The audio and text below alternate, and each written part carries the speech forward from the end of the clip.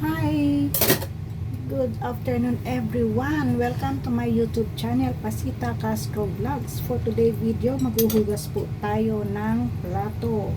Pero bago po ang lahat, please mag-like, comment, subscribe po kayo. Kasi po, nag-off po yung aking ads, kaya kailangan pong mag-upload ng video madalas. Kaya like, comment, subscribe po guys. So ngayon maghuhugas po tayo ng plato habang ako'y nagkukwento sa inyo. Kasi guys, alam nyo, lilipat na naman kami ng bahay. At ibebenta na po ng may-ari yung bahay dito sa na tinigirhan namin, inuupahan ni Amo. Kaya lilipat na naman kami. Pagod na naman po si Inday, pero okay lang. Basta may trabaho, ayos lang yun. Kasi getting old na ang tao, kaya pagtyagaan. So guys, kumusta po ang lahat? Ganito po ang buhay ng OFW. Yung alaga ko nandun sa may kwarto, nanonood ng video ng kanyang YouTube sa kanyang kwarto.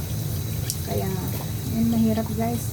Nagtaka nga pala ako dito sa sa YouTube ko, kasi nga nag-a-upload nga pala ako. Nung i-on ko yung kanyang AdSense, nawala po yung AdSense ko.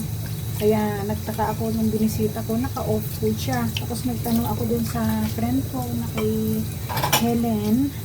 Sabi niya kailangan ko daw madalas mag-upload ng videos. Pagka minsan mo kasi guys, wala naman akong alam na i-upload na, kundi puro ganito lang. Kaya sana guys, panoorin niyo po ang aking video. At ako'y naghuhugas po ng plato dito bago dumating yung aking matanda na alaga. Kaya guys, silipin ko nga po yung aking alaga dun sa kwarto. Ayan, sana bumalik na yung aking AdSense. Kaya ayan o, maganda nung araw sa labas. Ayan. Tapos yung aking mga halaman guys, eto, marami-rami kami bubuhatin. Ayan o, dami.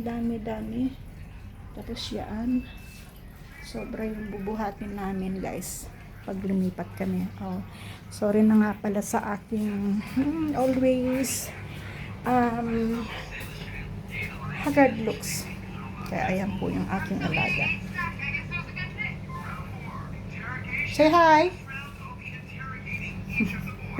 So okay guys, hanggang dito na lang ang